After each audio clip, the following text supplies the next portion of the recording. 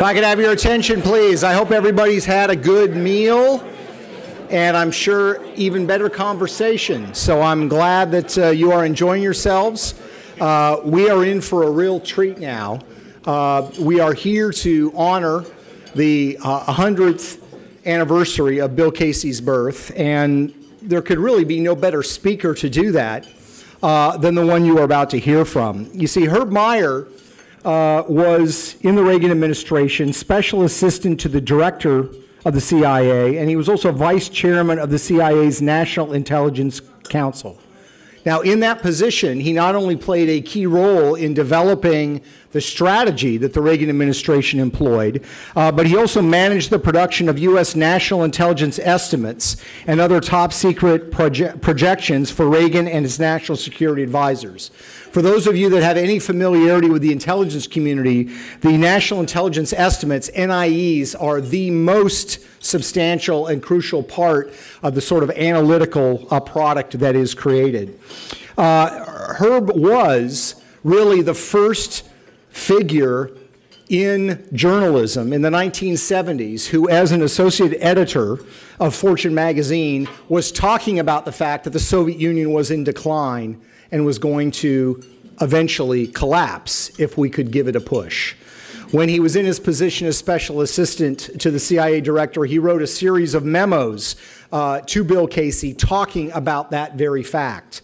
And I would say I'm fortunate enough to quote from them extensively in my book, Reagan's War. Now, he is the host and producer of The Siege of Western Civilization, which is an excellent DVD. It outlines the threats to our security and our economy and our culture. It is an international bestseller. If you have a chance to get it, you need to get it. It's available online. He is also the author of several books, including The War Against Progress, Real World Intelligence, and Hard Thinking. They're co-authors of a book with his wife called How to Write, and it's one of the most widely read handbooks on writing. And what's going to be interesting in hearing from Herb is not only his ideas, but he's going to offer you incredible insights in how to convey and to communicate those ideas. He does a lot of speaking before corporations, corporate executives, and business organizations that are interested in the fundamental question of what is going on in the world. So I would like to very much introduce our speaker, Mr. Herb Meyer.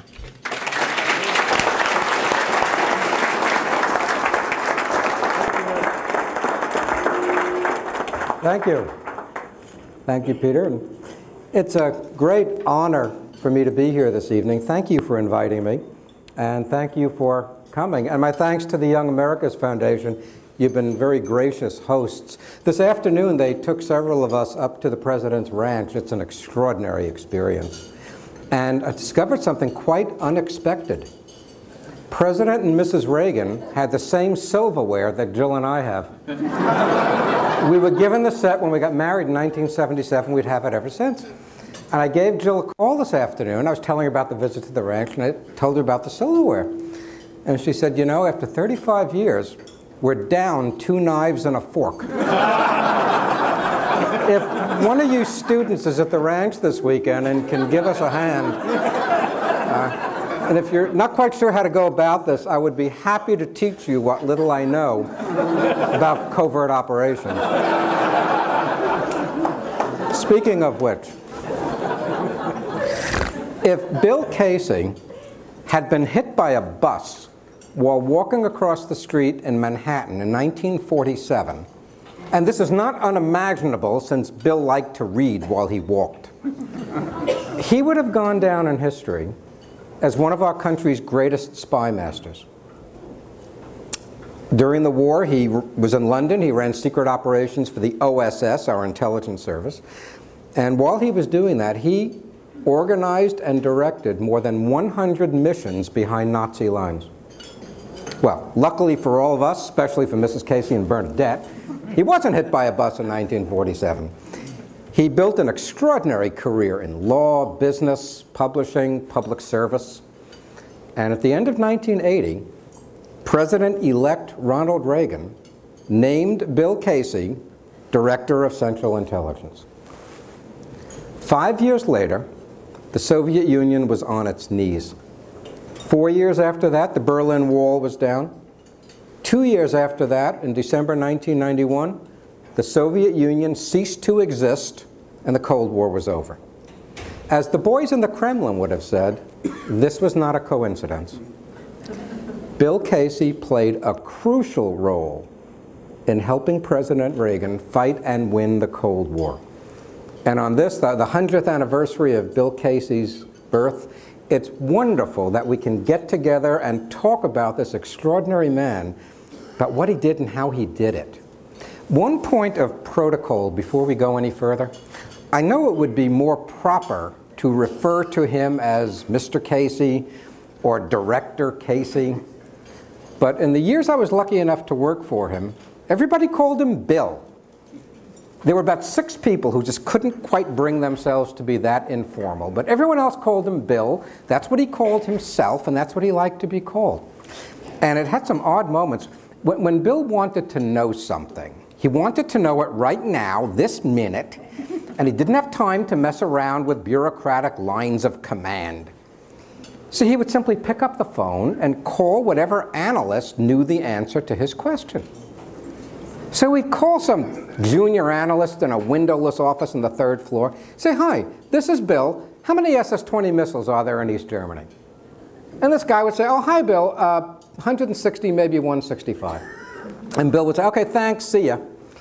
So this 25-year-old junior analyst, who was calling everybody above him sir, called the director Bill.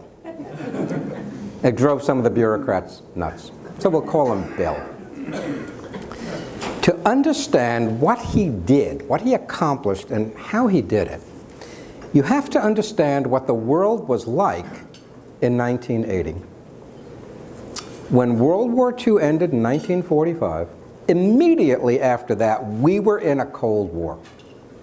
The Cold War was a titanic global struggle between the Soviet Union and the free world.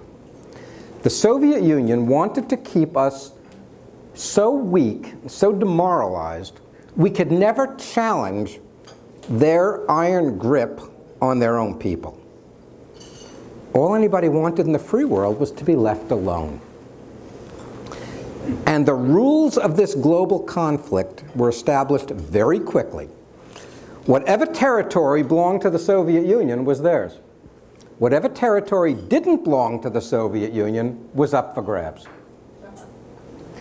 All through the 1950s, the 1960s, into the 1970s, every leader of every Western country had the same objective: to not lose the Cold War. If when you left office, the balance of power was the same as when you took office, or maybe not too much worse, then you'd been a success. In other words, we were playing defense. And when you play defense, you cannot possibly win. You just keep from losing, and that was the game. Well, by the middle of the 1970s, it wasn't going very well. Our economies were stagnant. Our military power was waning. The Russians seemed to be on the march everywhere. We were beginning to lose. And all through the West, more and more intellectuals were coming around to the view that, you know, you just can't keep fighting this. It's just going on forever. There's no way we can ever win. Why don't we just sort of surrender elegantly and cut a deal with the Soviet Union and be done with it? In 1979 and 1980, everything changed when the 3 most unlikely individuals stepped onto the world stage. They were a Polish Pope, John Paul II, a woman Prime Minister, Margaret Thatcher, and an actor-turned-politician from here in California. I can explain to you the forces within the Catholic Church that led to the election of a Polish Pope. I can explain to you the political rivalries within Great Britain's Conservative Party that catapulted a woman to the leadership. I can even explain to you how an actor became President of the United States. I cannot explain to you how all 3 of these implausible events happened simultaneously. Unless, of course, you're willing to believe in miracles. And if you are willing to believe in miracles, I'll give you one more. All 3 of these world leaders survived assassination attempts. which is statistically impossible.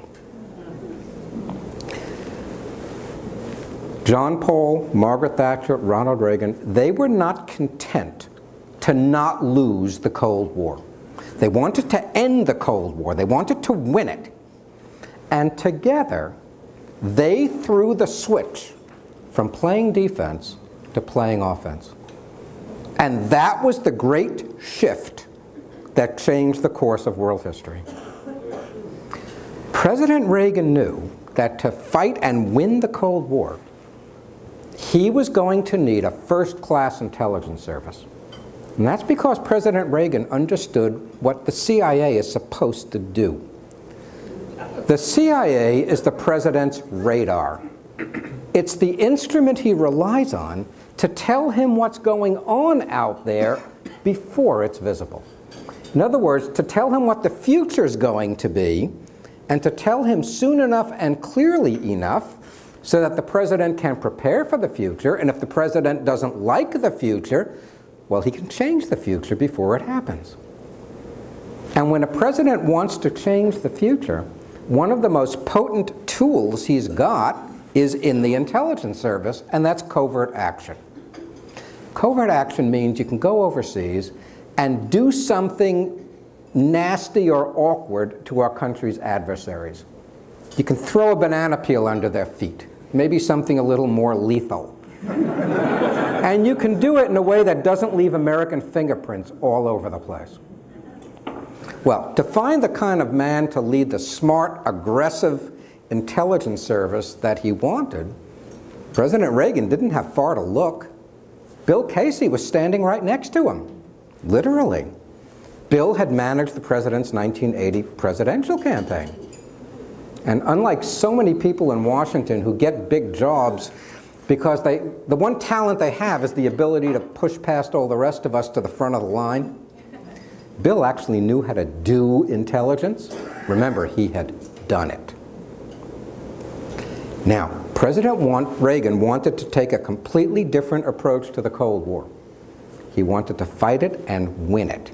And to do that, he needed an accurate picture of what was going on in the Soviet Union. Just the way a 747 captain needs an accurate picture of the mountain range that's dead ahead of him. And this is where Bill Casey did what no one else could have done. He knew how to do it. By 1980, the CIA and just about everyone else believed that the Soviet economy was growing at an annual rate of over 3%. That's very good. We were growing at 3%. We wish we could keep growing at 3%. If the Soviet economy was growing at 3%, there's no way to end the Cold War. It's going to go on forever. President Reagan had an intuitive sense that that couldn't be right. And some of us also did. You know, according to the CIA, the East German economy was the size of the California economy. Well, you know, some of us had been to California, we'd been to East Germany, didn't look the same. But intuition isn't the same as facts. Under Bill's leadership, here's what we did. We asked a question that had never been asked before. What if the Soviet economy isn't healthy? What if it's actually a basket case? And then we pulled together a team, and over a period of weeks, maybe even a couple of months, we made a list of everything you would find if it were true that the Soviet economy was in more trouble than anybody thought. It's a highly technical list of what you'd look for. Then we took that list and we gave it to our spies. We went around the world with it. We gave it to our colleagues at MI6, British Intelligence Service. We gave it to the Dizem Bureau, France's intelligence service, Germany's BMD, Israel's Mossad. And at each of these meetings, we said, look, this is what we think may be happening. And if we're right, these are the kinds of things you'll find. We actually gave them that list. And then we took one more step. We said, look, if you actually find anything on this list, don't just put it in a weekly report or throw it in a file folder someplace. Get it into the director's office now. Now, we didn't have email then the way we do today, but we had special codes that would jump the whole system, get it into the director's office without anybody ever seeing it before it got there. What came in was absolutely astonishing. We had reports of shortages of food, of steel, even of soap in the Soviet Union. There were reports of factories that would shut down because of a shortage of fuel or of some vital raw material like titanium, for example. We found industrial managers juggling production, fiddling with the numbers. We found operations going on inside the Kremlin to fiddle things around so nobody quite knew how bad things were. And at one point, I would turn to all these people and say, look, all this stuff that's coming in, how come we never saw this before? And the answer was, you never said you wanted it. And we found out something quite extraordinary. The CIA had been built to monitor Soviet strengths, mostly military strengths, and understandably so. It had never been built to monitor Soviet weaknesses. So whenever something came up that was a Soviet weakness, it wasn't relevant. Kind of threw it in a pile in the corner of the office. Well, by 1980, that pile was just about up to the ceiling, and no one ever looked at the pile. And suddenly we said, wait a minute, what's over there? And we found it. One reason I'm going on and on about what we did under Bill's leadership and how we did it is because this is what did not happen before 9/11. The people running our intelligence service then didn't know how to do intelligence. They never asked the right question, and the right question was, what if Al-Qaeda is already in the United States planning an attack? So they never made a list of what you would find if that were the case. Since there was no list, they never gave it to anybody. And not just our spies, but police departments, FBI, because you're looking inside the United States. No one was ever told what to look out for. And since no one was ever told what to look out for, they were never told what to do with anything if they found it. In other words, there was no one in Washington waiting for it. No official in Washington kind of leaning over the red telephone waiting for it to ring. So when FBI agents in Phoenix and Minneapolis discovered there were single men from the Mideast in the United States paying cash for flying lessons and saying, teach me to fly a 767, but don't bother teaching me how to land, because I won't need to know that. That was on no one's list to report. That's how 9/11 happened. And by the way, the 9/11 Commission missed that completely. Well, Bill Casey knew how to do intelligence. And in the end, we got our hands on the biggest secret of the Cold War. It wasn't the Soviet Union's nuclear codes, wasn't the secret location of their ICBM silos, wasn't even the name of the French cabinet minister who was actually a KGB spy. Sorry, name of the two French cabinet ministers who were KGB spies. The biggest secret of the Cold War, the one thing that above all else the Kremlin didn't want us to know, is that the Soviet economy wasn't growing. It was beginning to implode. That was the biggest secret of the Cold War, and we got it. Now, armed with that intelligence, President Reagan had the confidence to launch his program for winning the Cold War. And now you can understand why the president launched the biggest arms buildup since the end of World War II. We weren't looking for a war. But as the Soviet economy was under such enormous pressure, matching our arms buildup was more than they could handle. We did that to put the pressure on them.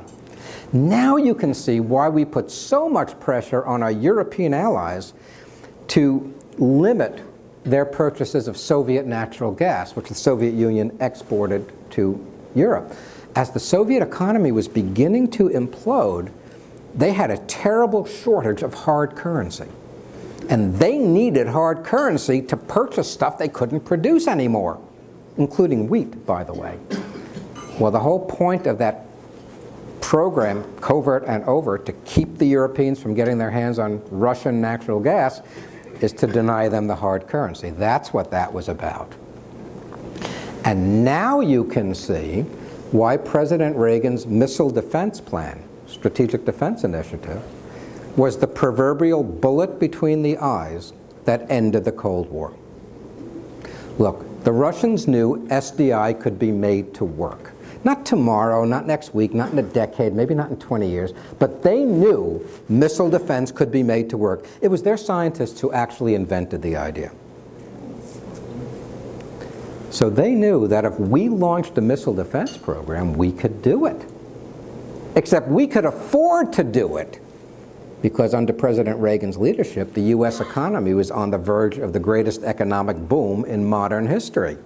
And they were on the verge of collapse. And if they had to match our missile defense program, they'd be bankrupt overnight.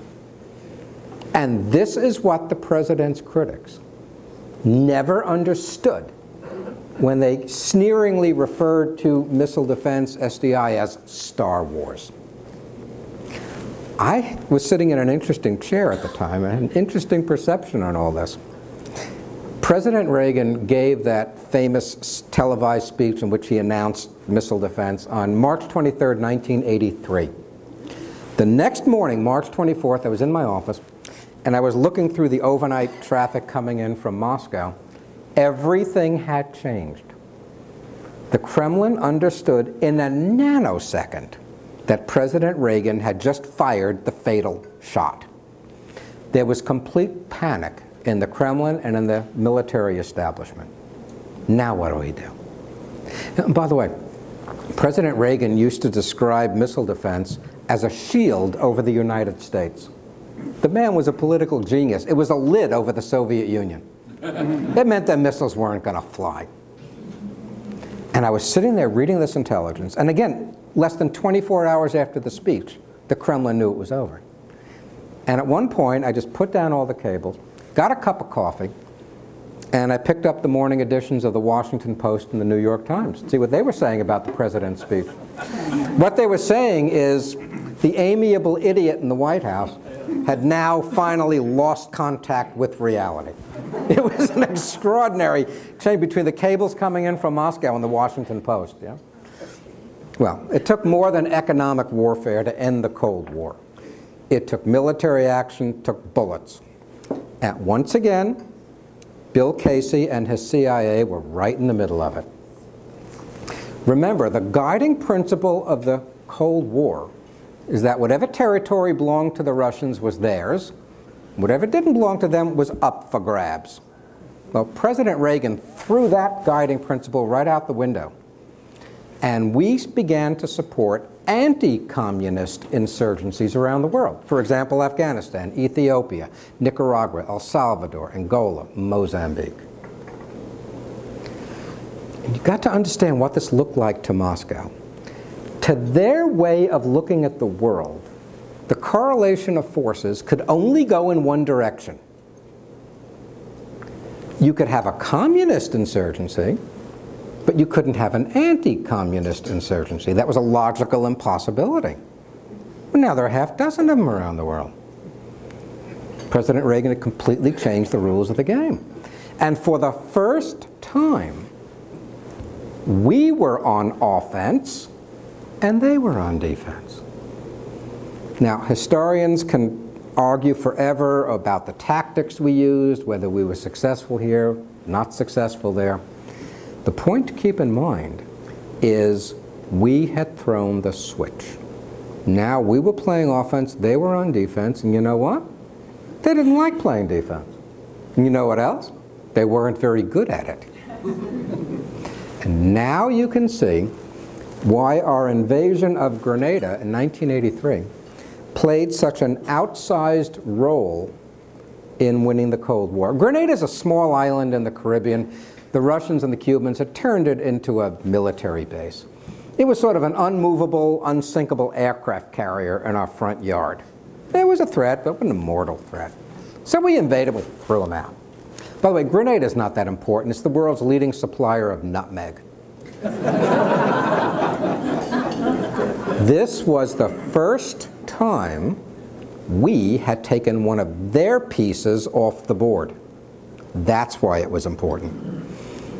And what they were saying in Moscow is, if this president's going to take one of our pieces off the board, what piece might he go for next? How about Poland. I want to tell you a story about President Reagan and Bill Casey that you've never heard before. I know you haven't heard it before because I'm the only one who knows it and I've never told anyone.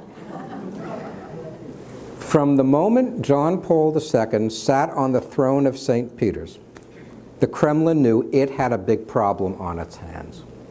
His objective was the liberation of his beloved Poland. 2 years later, Ronald Reagan was president of the United States. And he kept talking about Poland and the oppressed Polish people.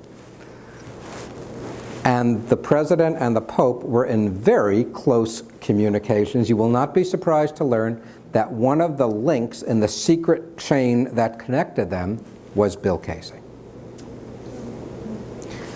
The Polish Pope had moral authority.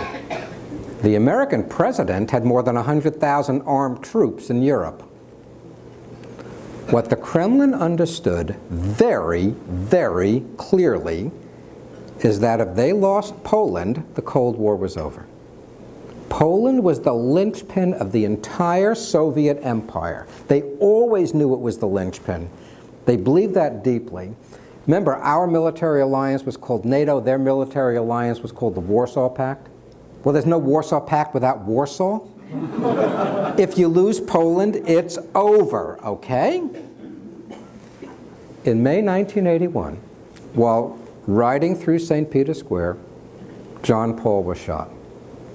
Miraculously, he survived the assassin's bullets. Even more miraculously, he survived the Rome hospital they took him to.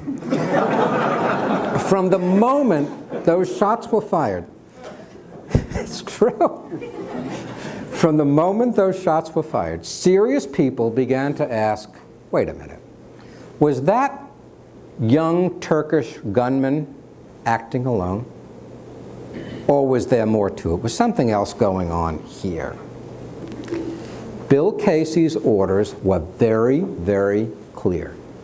We stay out of this. We don't go near it. If word leaked out that at the CIA we were even thinking of looking into this, the political explosion would have blown the dome off Capitol Hill and fractured the NATO alliance. Let me tell you, there were some very nasty confrontations at the CIA about all of this. What happened? What might have happened? Should we look into this? Dare we look into this? And when I say they were nasty confrontations, I'm not kidding. Look, I grew up in Brooklyn. I know a nasty confrontation when I say one. I'm not talking about somebody wrote a nasty memo or somebody said something unpleasant at a staff meeting. I'm talking about serious pushing and shoving in the stairwells and in the underground parking garage. Okay, this was a mess. It was really nasty, and Bill's orders were very clear. We stay out of this. Well, sort of. When the fuss died down a little bit, everybody stopped obsessing over this. Very quietly, Bill ginned up an analytic team to take a look at this. Very quietly, very carefully. Got some young analysts, by the way, and especially some young women. Their careers weren't going very well. They weren't getting the promotions they should have, but they're really smart. And gave them a chance to show what they could do. We got to the bottom of it. We learned what happened, how it happened, who was involved, who wasn't involved. We got it. This is not the time and place to go into those details. In any case, I don't have the legal authority to declassify U.S. government secrets.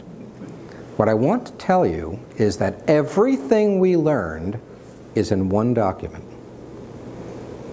At the time we produced it, this was the most secret document ever produced by the CIA. And I'm not exaggerating about the secrecy. It was way beyond top secret. Okay? In fact, I remember in the office we were cracking bad jokes that if this were the KGB, we'd shoot the typist. Okay, we're talking about that kind of secrecy, okay? Anyway, on the day the document was complete, Bill was going to go down to the White House and brief the president. And he was looking forward to it. He really felt that, you know, for once we really got in front of it, really had this thing nailed. And I wanted to brag a little bit about the CIA and what we'd done. I think he was looking for a presidential pat on the back. Anyway, I was waiting for him in his office when he got back, and as he took off his hat and coat, I said, "How did it go with the president?" And he laughed. He said, "Only Reagan. Guy's amazing." He said, sitting there telling him about this, so I'm holding this report in my hands, kind of rolled up in his hand, and waving it around. I said, "You know, Mr. President, we did it. We got to the bottom of it. We found out what happened. We got it all here." He said, Reagan interrupted me. He said, "Bill, can I read that? Do I have the clearances to read that?" And Bill said, he said, "Only Reagan." He said, "Any other president would have just ripped it out of my hands. Reagan asked." I said, "Mr. President, you own this document." And I gave it to him. I never saw that document again, nor have I met anyone else who's ever seen that document again. There should be a copy of it somewhere in CIA files, but I'm not sure there is. There should certainly be that president's copy at the Reagan Library, but I'm not sure there is. May I suggest that maybe Monday somebody go down to the Reagan Library and take a look for that thing? Maybe at midnight? Now, as I said before, I won't leak the contents of that document, but I'll send a bottle of whiskey to whoever does. Okay? That's a biggie. Take a look, would you please? I just have a feeling it's not there. Working for Bill Casey was a once-in-a-lifetime experience. He'd been everywhere, he'd done everything, he seemed to know everybody in the world. Bill had a Rolodex the size of a Ferris wheel. And if you happen to mention, you're going to be such and such a country next week, Bill would go there, look, well, look, you got to look up so-and-so here. I did business with him 20 years ago. I knew him 30 years ago. Take him out for a drink. I'll tell you what's going on. So you call this guy, you say you're working for Bill. He'd meet you for a drink somewhere or dinner, tell you Bill Casey stories all night, and you learned more from this guy than you could learn from an embassy. I mean, he just knew everybody. He was a voracious reader. I simply do not understand how he read so many books. There was a library at the CIA, and inside the library was something called the Special Historic Collection, the Historic Intelligence Collection. There's a lovely old gentleman who ran it. He'd been with the CIA since 1947. The Historic Intelligence Collection had stuff you won't find in your local library. Had every book on intelligence that had ever been written, espionage, a lot of them that had never been published, some that had never been translated into English, but we had translations of them, some things that had been smuggled out of Soviet prisons and things like that, and they were notated. And whenever I had some time, I'd go down, I'd chat with this wonderful librarian, and he said, "No, I want you to read this," and he would say, "Well, you read this because this is real and that's made up, or that's actually the code name for this guy and that was real." It was just a remarkable education. And he told me once that Bill Casey was his best customer. He'd never had a director who spent so much time coming down reading books. Bill would borrow a bunch of books before a weekend, bring them back Monday. And he said he would bring them back, drop them on the desk, and he'd start asking questions about, well, page 86 in this book and page 72 in that one. He said he'd just never seen anything like it. A director could read that much. And it wasn't just books. As best I can figure it out, there were several dozen newsletters and magazines to which Bill Casey was the world's only subscriber. I don't mean that I didn't read it. I mean, I'd never heard of it, and I never met anyone who'd ever heard of it. We'd be sitting in his office, chatting about Europe or something, and he'd say, I guess you saw that article in the new edition of the Luxembourg Gold Quarterly. I said, the what? And he'd get up, and he'd start to rummage through one of the 4 briefcases he used to lug around. Inexplicably, whenever he was looking for something, it was always in the 4th briefcase. He never started with the right one. But he'd finally find it, and he just threw it across the desk at me. And I was slinking out of his office with this Luxembourg Gold Quarterly or whatever. And I heard him muttering behind my back, "How the hell am I supposed to work with guys who don't read?"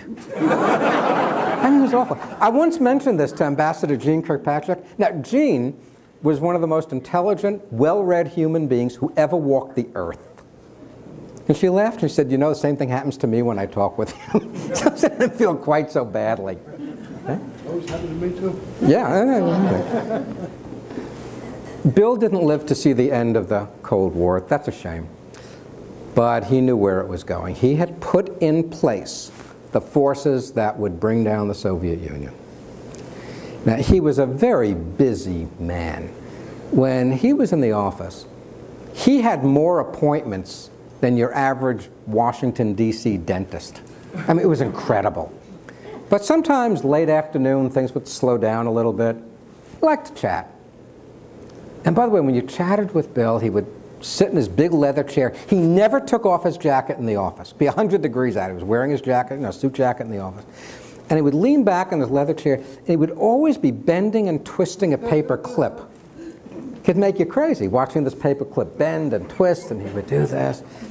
And we were chatting about Russia and the world, and he said something that I thought was very profound, and it deserves more attention from historians than it's gotten. He said, you know, Herb, probably not a lot of fun to be a member of the Politburo. I said, what? He said, look, that's a different political system. It's not like here. He said, in that system, you kill your way to the top. And if you lose power, there's nowhere to go. No boards of directors, no foundations. I mean, there's nothing there. He says, even you're at the top, every night you got to sleep worried you're going to get murdered in your bed. He said, by the time you get there, you just want to relax a little bit, enjoy it. Maybe get to your dacha at a decent hour, sit there and have a drink. He said, look, those Politburo meetings, they go on for hours now. He said, we're pushing their economy all over the place. We've got anti-communist insurgencies all over the country. They just can't catch their breath. President's driving him crazy, talking about evil empire. Missile defense going to bankrupt him. He said, they can't catch their breath. He said, you know, these guys are exhausted. He said, if we can keep up the pressure a little while longer, we got them. Well, we kept up the pressure a while longer, and we got them. Bill Casey was one of President Reagan's most controversial appointments. There were a lot of people in Washington who wanted the president to dump Bill and give that job to someone else. Not just people in the House of Representatives and the Senate, but people inside the administration. Boy, did he have some powerful enemies. There wasn't a chance in the world President Reagan was going to dump Bill. And that's because the president knew something about Bill that seems to have eluded all of his political enemies. Remember what I said earlier? The most important role of our intelligence service is to be the president's radar, to tell him what the future is going to be, and to tell him the future soon enough and clearly enough so the president can prepare for the future, or if he doesn't like the future, change the future before it happens. Now, for those of you too young to remember all of this, the leader of the Soviet Union was Leonid Brezhnev. Brezhnev took power in the Kremlin in 1964, which is before Ronald Reagan even entered politics. Okay? Brezhnev was an old-school, hardline, vicious commie. And the chances of ever working with him to ease global tensions were non-existent. Well, by the time President Reagan was in the White House, Brezhnev was old, he was sick, and all over the world, everybody was on edge in foreign ministries, defense ministries, wondering what's going to happen next. Who comes next? Where's this going? What's going to happen? Finally, in November 1962, Brezhnev died. More accurately, on November 10th, 1982, someone in the Kremlin noticed that Leonid Brezhnev wasn't breathing. That afternoon, the CIA went into massive overdrive. I've never seen anything like it. Reports were coming in from every section, every division in the building, impact of Brezhnev's death on Kremlin politics, on the Soviet Union, on East Europe, on the NATO alliance, on relations with China, on Japan. CIA station chiefs in countries I'd never heard of were sending in reports. You know, impact of Brezhnev's death on the politics of Upper Volga, things like that. And at one point in the afternoon, I walked into Bill's office and said, anything I can do to help you out? By the way, it was an amazing sight. He had a huge desk, and it was just piled with reports coming in. And even as we were talking, Betty Murphy, who was his wonderful assistant, Betty was coming with more stuff. I mean, it was almost like a comedy in a movie, just stuff being loaded onto the desk. I said, anything I can do to help you? And he just looked at it, he said, nah. I said, get out of here. He said, I want to boil all this down for the president. Well, went back to my office. About an hour later, I thought, gee, before I go home, I ought to check one more time. So I walked back in just to see if there's anything he wanted me to do. And Bill was sitting there, and he was reading a document. It's 1 or 1.5 pages. He had dictated his memo to Betty, she had typed it, and now he was just going over it. And he was looking at it very, very carefully, reading it slowly, almost sort of closing his eyes. He wanted to make sure it was just what he wanted.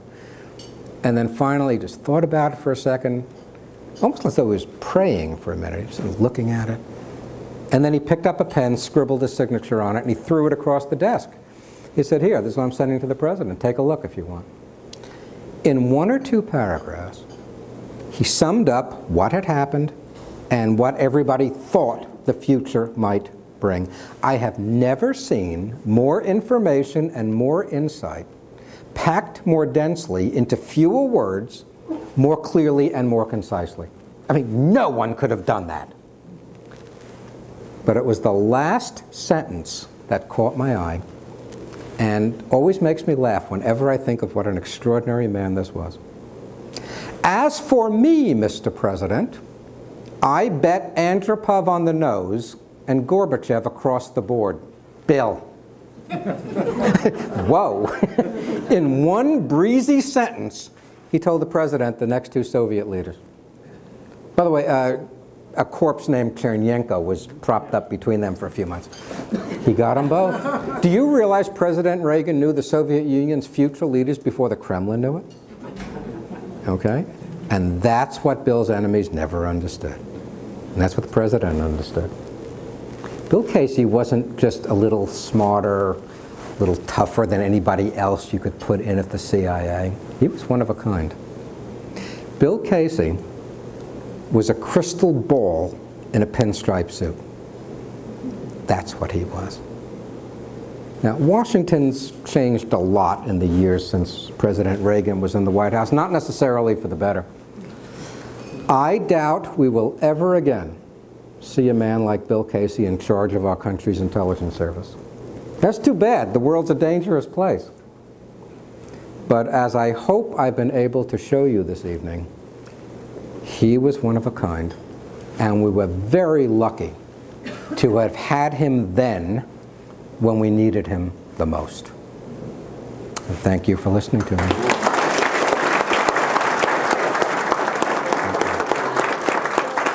Thank you very much. Thank you. Thank you. Thank you. Thank you, Herb, for those incredible insights. He obviously continues to follow world events very closely, is in high demand as a speaker before lots of audience on the subjects. If there are some questions that you'd like to ask, Herb has agreed to answer some of them. It could be about current world events, America's strategy in the world, President Obama's foreign policy or lack of one. So any questions out there, we've got some microphones. Please raise your hand and we'll get a microphone to you. And right now, around the world, a lot of governments, a lot of countries are getting a bad case of the shakes, which is, what if the Americans don't do that anymore? What if they won't come when we're in trouble? What if we check out?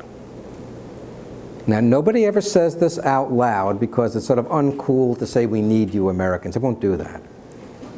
But when you had access to the secret stuff, what you knew what they said to one another privately, boy, were they glad we were there. And I don't have access to the secret stuff anymore, but I know what they're saying, which is, yikes, what if the Americans won't come and rescue us next time? And that's what you've got. We'll see. Next question. Yes. Mr. Meyer, I read your interview in the Limbaugh letter, and you were the one. You offered us some hope. Rush will be thrilled. You offered us some hope. Would you mind summarize a little of that? I think we could use a little hope. Oh. No, it's interesting. Rush called me a few weeks ago, And he said, you know, since the election, everyone he knows is on suicide watch. And he knew that I'm sort of the optimist. Remember, I'm the one who told Reagan we're about to win the Cold War. And I'm actually an optimist. Obviously, we have serious problems. When you look at the world today, let me give you a way to look at it that isn't getting in the newspapers. You know, sometimes the best way to see where you're going is to know where you've been, how you got there. Just for a moment, let's press the rewind button, go back into history. Go back to Europe, end of the 17th century, 1690, 1695, something like that. Life was terrible. Lifespan was mid-40s. Most people were half starved most of the time. They prayed that when the next famine came, at least some of your children might survive. People were illiterate, uneducated. Women weren't allowed to be educated. Nobody traveled. You spent your whole life within 20 miles of where you'd been born. You had no say in how you were governed. You're a peasant, you're a serf. You just shut up and did what you were told. Nothing changed. Life was static. The way you plowed the field, till your grandfather did it, till your grandson would do it if you're the woman of the house. The way you washed clothes and prepared meals, that's how your grandmother did it, till your granddaughter would do it. You know, life was unchanging. The modern world is a very different place. In the modern world, lifespan is nearly 80. Incomes vary widely, bother some people. No one's starving. For the first time in history, we have a society, the modern world, it's no starvation. Do you realize what an extraordinary accomplishment that is? It's so extraordinary that today we are told accurately that the biggest health problem faced by poor people is obesity. Isn't that astonishing? We're educated, we're literate, women are educated, they run businesses, run for political office, travel. We have a huge say in how we're governed. Don't always like the outcome of elections, but we have a say in how we're governed. And nothing stays the same. The technical word for the kind of change we live with is industrial productivity. The moment someone comes along and says, you know, there's a better way to do that, that person starts a business, they hire people, standards of living go up, there's a whole industry doing it. Then somebody has a second idea, and there's a second industry, third, fourth, and then 5, 10, 30 years later, someone comes up with a new technology, wipes out the first industry, there's a new first industry, then a new second one, new third. It's like an escalator that never actually stops. Like any piece of machinery, that escalator can break down. If it does, and you're not holding on tightly, you get hurt. And then the escalator picks up and it goes. That's the modern world, that's how we live. Our transition to the modern world wasn't smooth and seamless. The 18th and 19th centuries were violent. The 20th century was ghastly. World War I, World War II, Korea, Vietnam, Bosnia, fascism, communism. Look what it took to get us here. When you look at the Islamic world today and around the world, you're looking at 1.5 billion people beginning to make the journey we began more than 300 years ago. And what we keep saying to these people is, can't you guys do this by next Thursday? No, it's going to take them longer. Look what it took us. It won't take them 300 years, but it won't take them 3 weeks. What you're looking at now in the world is the Islamic world and some of the other parts of the world beginning to write the code for version 2.0. Figuring out how to reconcile their faith with the modern world as we did centuries ago. That's one of the greatest moments in world history. We're living through it. So don't be discouraged. If you look at what the 18th and 19th centuries were to us, the mistakes we made in the 20th century, sure, it's going to be difficult. And unlike all the talking heads on television who think that when you solve a problem, there are no more problems. In the real world, when you solve a problem, now you have a new set of problems. You know, you win World War II and you're in the middle of a Cold War. You end the Cold War, Yugoslavia blows apart. I mean, you just go from one set of problems to another, so don't be discouraged. But what you're looking at is the world becoming modern. And if you push this forward, we won't take the time to go into all the numbers. Within the lifetimes of those of you here tonight who are students, rest of us may not quite make it, but within your lifetimes, and my children's lifetimes, the world will cross a line that's never been crossed before. For the first time ever, the world will be out of poverty. The majority of human beings will no longer be poor, And many of you in this room this evening will live to see it. So yeah, I'm an optimist. Everything's going to take longer than you want. It's going to cost more. God knows we make mistakes, whether we're Republicans, Democrats, liberals, or conservatives. But boy, when you see how quickly the world is reconciling with modernity, emerging from poverty, wow. I cannot imagine a more hopeful, more optimistic, or exciting time to be young, to be alive, to be an American. So I'm your optimist.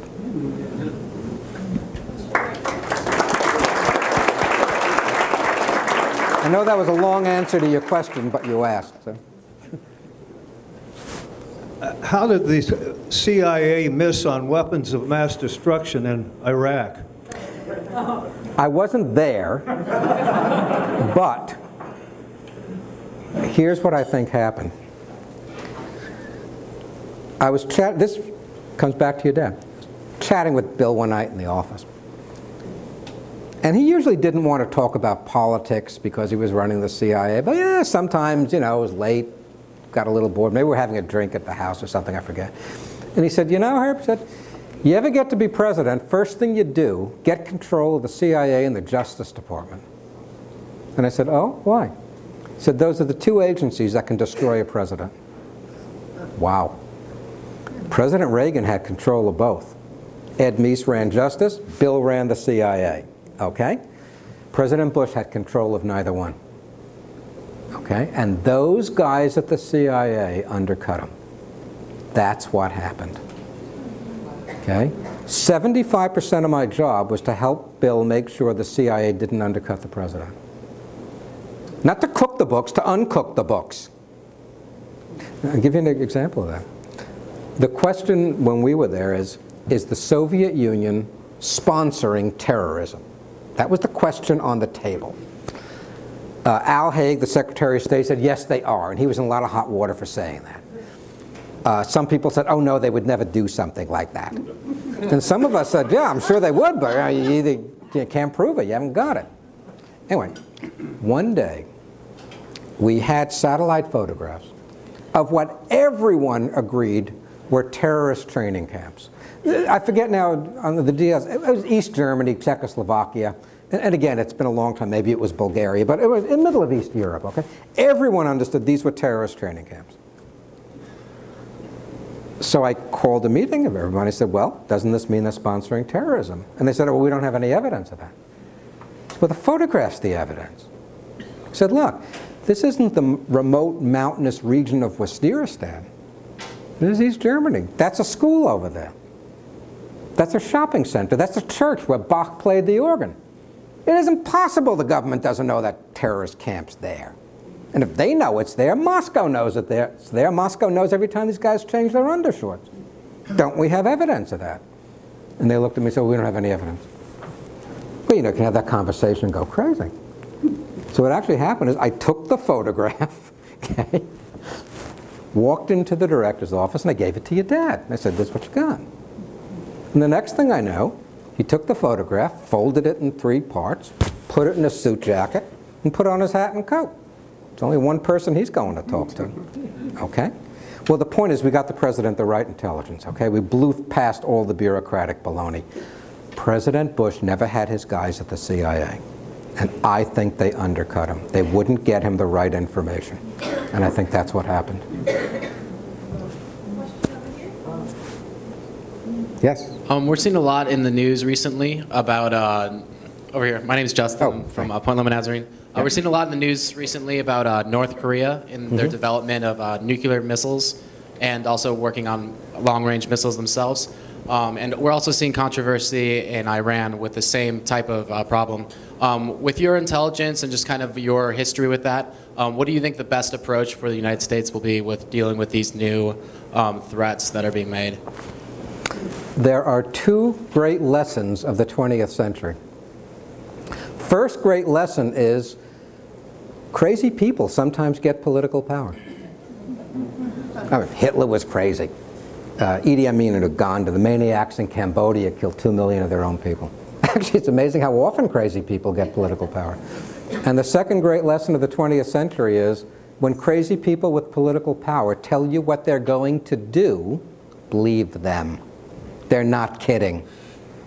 And of all the people who learned that lesson, it's the Israelis. You can go back to Germany, 1936, 37, even into 1938. There were Jewish families that could have gotten out of Germany, and they stayed. They owned businesses, they had beautiful homes, kids were in good schools, good lines of credit with their bankers in Frankfurt and Zurich, probably had season tickets to the Berlin Philharmonic. And they watched the Nazis take power, and they'd meet with each other at their clubs, their homes, and they say, look, this is quite distasteful, these guys are lunatics. What are they going to do, kill us all? Yeah, as a matter of fact. Should have believed them. I don't think the Jewish people will make that mistake a second time. Getting wiped out by a lunatic once was enough. So the answer to your question is, when the Israelis believe it's time, they will launch. Whether that's tomorrow, next Tuesday, or 2 years from now, I couldn't tell you. But they will launch. We'll see. Buckle your seatbelts. What happens if they launch? What happens if they launch? The United Nations will go berserk. There will be a nasty editorial in the New York Times. And most of the civilized world will go, whew, what a relief. That's what will happen. It's going to stop there? Well, you know, Napoleon's advice to his generals, when you start to take Vienna, take Vienna. The problem isn't the Iranian nuclear bomb, it's the regime.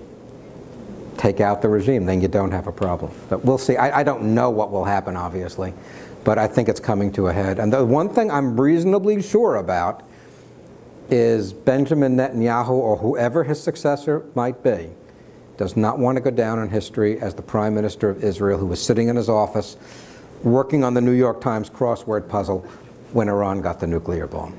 So something will happen. One final question. Yeah. What's your opinion of John Brennan, and what do you see in the future of these? I knew John Brennan back then. The thought of John as director of intelligence, you know, if you read in the newspapers next week that I'd become a 747 captain, would you be surprised? Would it strike you as, what? That's how it strikes me. Huh? So it's unimaginable to me. We'll see. We'll hope for the best. What are we going to do? Right? No, we'll find a way to survive.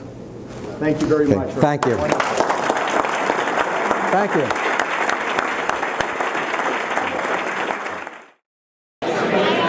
If I could have your attention, please. I hope everybody's had a good meal.